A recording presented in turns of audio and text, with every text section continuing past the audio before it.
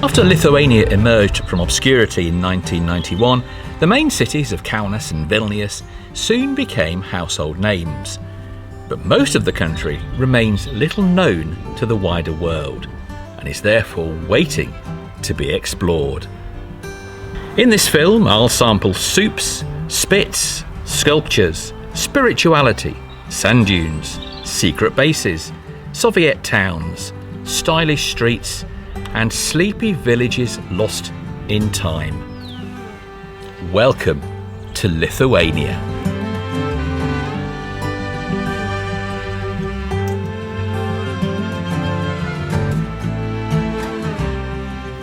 We start on the Curonian Spit, a 98-kilometre sandbar shared by Lithuania and Russia and also recognised as a UNESCO World Heritage Site.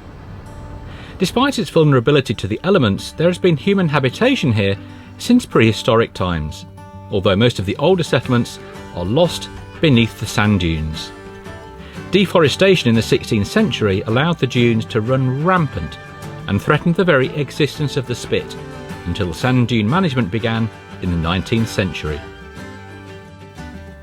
Lithuania shares the spit with Russia, but the border is very firmly shut. The end of the road, literally, is at the small town of Nida. This old fishing village is now a very popular resort, boasting gorgeous timber buildings and a sheltered position on the Curonian Lagoon. Since the 14th century, it's passed through the hands of the Teutonic Knights, Poland, the Polish-Lithuanian Commonwealth, East Prussia, and the Soviet Union.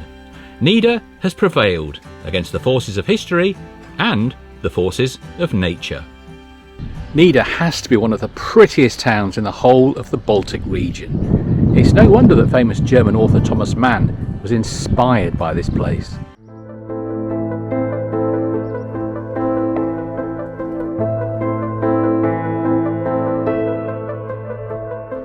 Folklore has always played an important part of the culture of this region, and this is celebrated in the many carved wooden sculptures of the Hill of Witches in the village of Elektrėnai, which in Lithuanian means black shore.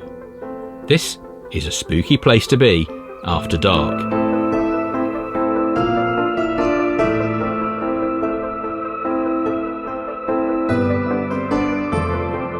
The jumping off point for the Curonian Spit is the city of Klaipeda, the largest port in the Baltic States and a major maritime hub for the whole region. You can take either a passenger ferry or the larger vehicle ferry. Both shuttle back and forth from early morning to late evening, dodging container ships and passenger ferries bound for Germany and Sweden.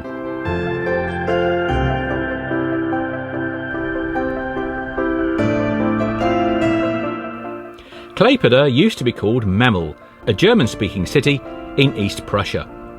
In the late 19th century, the town grew rich on the export of timber to the British Navy. By 1919, it had become the northernmost large city of the German Empire. During World War II, 60% of the city's buildings were destroyed. Indeed, when the Soviet army entered in January 1945, fewer than 100 residents remained. The city has come a long way since then, but retains an attractive old town. Even the ghosts feel inspired to come out and have a look around.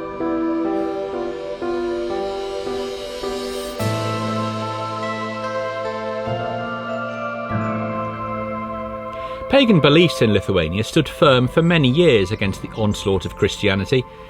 Indeed, it was the last pagan nation in Europe. The religion maintained a particular focus on the sacredness of nature, and this sculpture park in the countryside south of Klaipeda brings to life many of those ancient rural pagan traditions.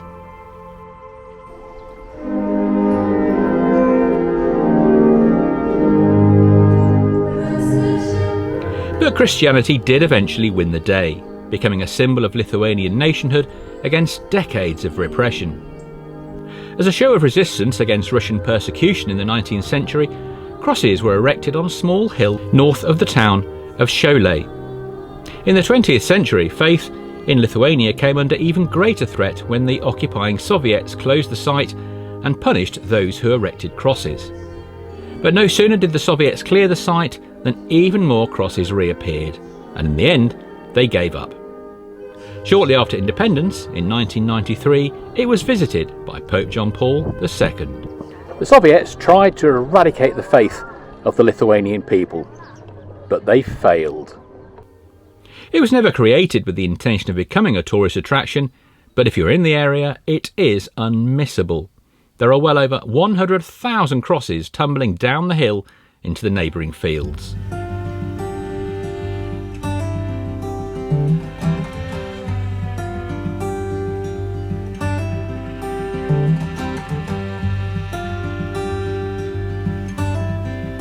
Talking of the Soviet Union, this is the border between Lithuania and the Russian exclave of Kaliningrad. These days, the bridge across the river Nemuna to the Russian town of Sovietsk is only open to a handful of pedestrians with the right papers. Back in the late 19th century, the town was called Tilsit, and it was paper itself being smuggled. Here in Lithuania, the Russian authorities banned the Lithuanian language. A trade then began in books, smuggled from German East Prussia, as it then was, across the river. If a smuggler was caught, he could be exiled to Siberia. This was serious work, and it genuinely kept the Lithuanian language alive. Thankfully, the ban ended in 1904.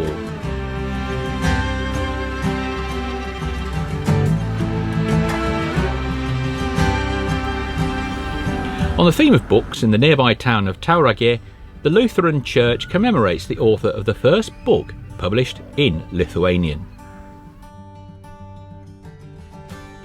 The town itself, sited on the Jura River, is named after the auroch, a now extinct species of bull once prevalent in the area.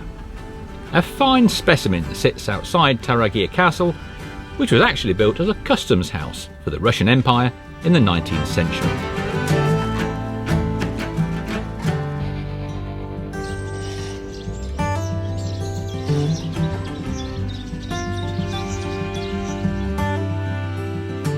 North of Tauragė, you'll enter Samogitia, or in Lithuanian, Žemaitija. It is one of the 5 cultural regions of Lithuania and formerly one of the 2 core administrative regions of the Grand Duchy of Lithuania, alongside Lithuania proper. The Žemaitija National Park is a paradise of lakes and forests. The traditional village of Platale is generally regarded as the administrative centre and is where you can also enter Siberia. Not the infamous one, but a more tranquil version with its own viewing platform. A few kilometres away, make time to visit the wooden church of St Stanislaus in the village of Bežoras, regarded as a late 18th century folk masterpiece. It is also a place of miracles, according to local belief. There is another reason that visitors come to this park, and it has nothing to do with nature. The natural world gave us this beautiful place, and mankind decided to house nuclear weapons here.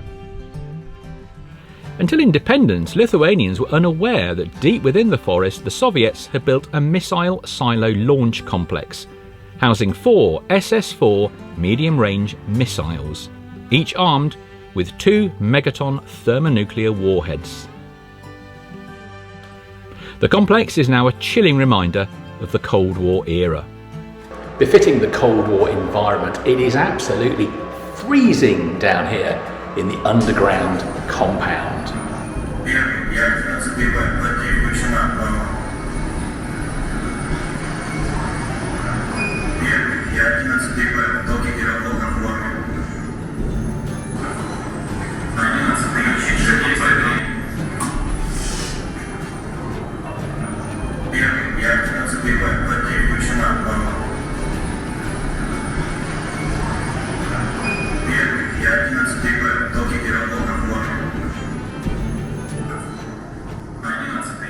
Oh my God. Vertigo.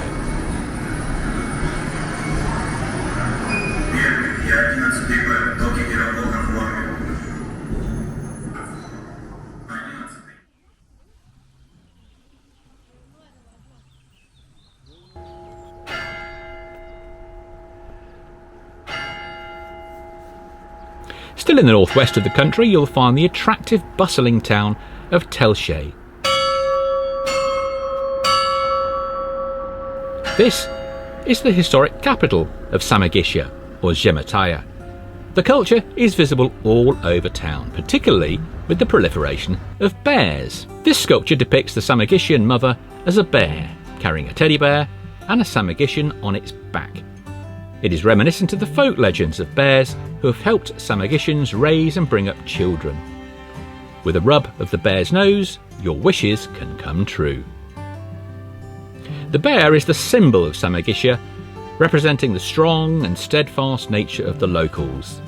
Keep an eye out for bears large and small whilst exploring this friendly town.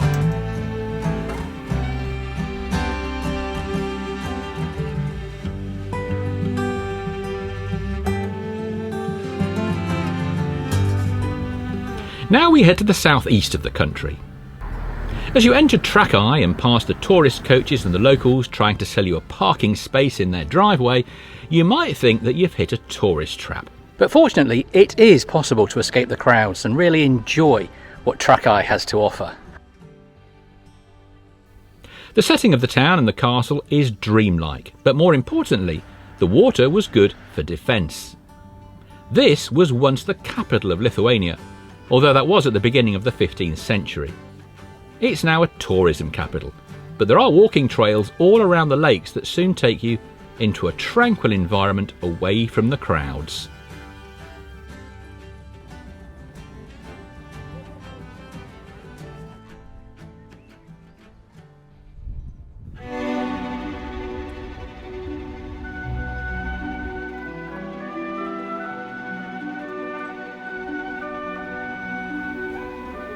To sample a planned Soviet town, stop off at Elektrėnai. It was developed in the 1960s to create housing for the workers at the new power plant, for which a reservoir was created, flooding a number of villages. The ice palace is typical of the architecture of the time and is directly responsible for making the town a breeding ground for top ice hockey players. Naturally, of course, the Soviets did not build churches, but the town received a spectacular new church after the nation achieved independence. You might be surprised to learn that the town is thriving and has one of the highest property prices per square metre anywhere in the country.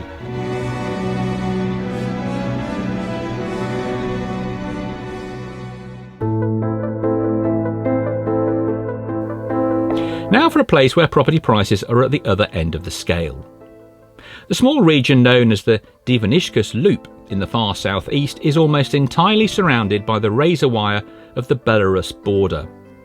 Indeed, you have to pass a Lithuanian military checkpoint just to gain entry.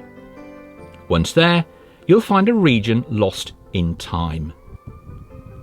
According to local legend, Stalin's smoking pipe was lying on the map when the borders of eastern Lithuania were drawn in the Kremlin in 1939.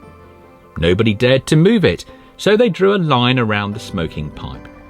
More accurately, the records show that the Lithuanians of this mixed ethnic region asked to be incorporated into Lithuania, and their request reached the Soviet authorities, and on 6 November 1940, Dieveniškės was switched from Belarus to Lithuania. That was a switch that has made a huge difference in the 21st century.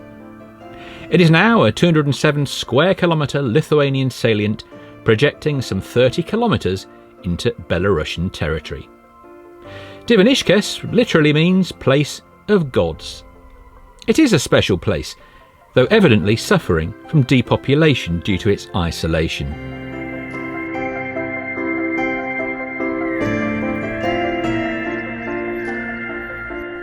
South of Vilnius, resting up against the Belarusian border, you'll find the town of Telšiai. There's one thing that makes this place unique. One might say that this is a Polish town within Lithuania. Over 70% of the population here is ethnic Polish, a remnant of the time when the two countries were linked politically. Alongside Vilnius, it is a very important centre for Polish culture.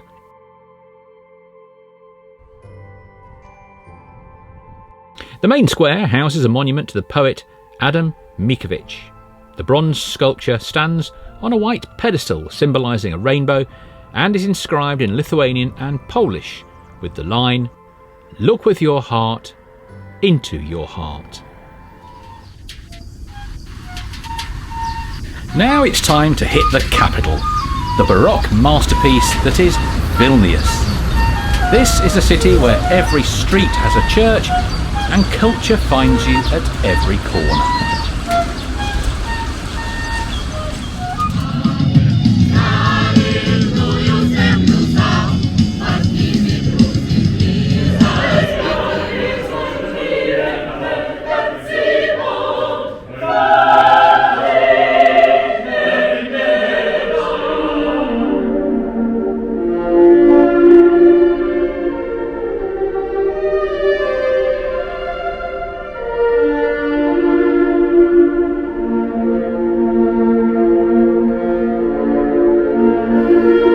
Over the past decade, Vilnius's population has increased by 13%, driven by the city's expanding economic power and rising living standards.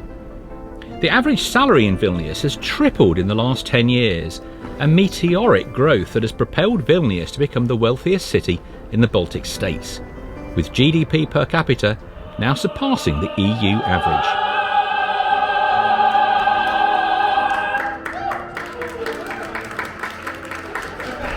One business success story is the cafe chain, Caffeine, which I have thoroughly enjoyed throughout my travels in Lithuania. The first branch opened in the old town of Vilnius in 2007, and it has since grown to become the largest chain in the Baltic region. But there is also room for counterculture. Now, the guidebooks will tell you that by crossing this bridge, I'm entering into an independent state. Think of it more like an independent state of mind. Upon independence, the district of Užupis, literally meaning beyond the river, was one of the most deprived in the city. Artists moved into the many derelict buildings, and in the intervening years, it has declared a form of independence and become a hub for creativity and expression. It describes itself as a seriously unserious micronation. Famous visitors include the Dalai Lama, who planted a tree in Tibet Square during his 2013 visit. I hope that when he was here, the Dalai Lama tried shalti barshe, the cold beetroot soup with an incredibly vivid colour that is the nation's iconic dish. It's delicious, but to wash it down, I found that kvass, a drink from fermented rye bread, is more of an acquired taste. Vilnius has justifiably become a tourist magnet. But for me, the true Lithuanian experience lies in the provinces, amongst the gentle lakes and the atmospheric forests. Take the road less travelled, and you will be rewarded.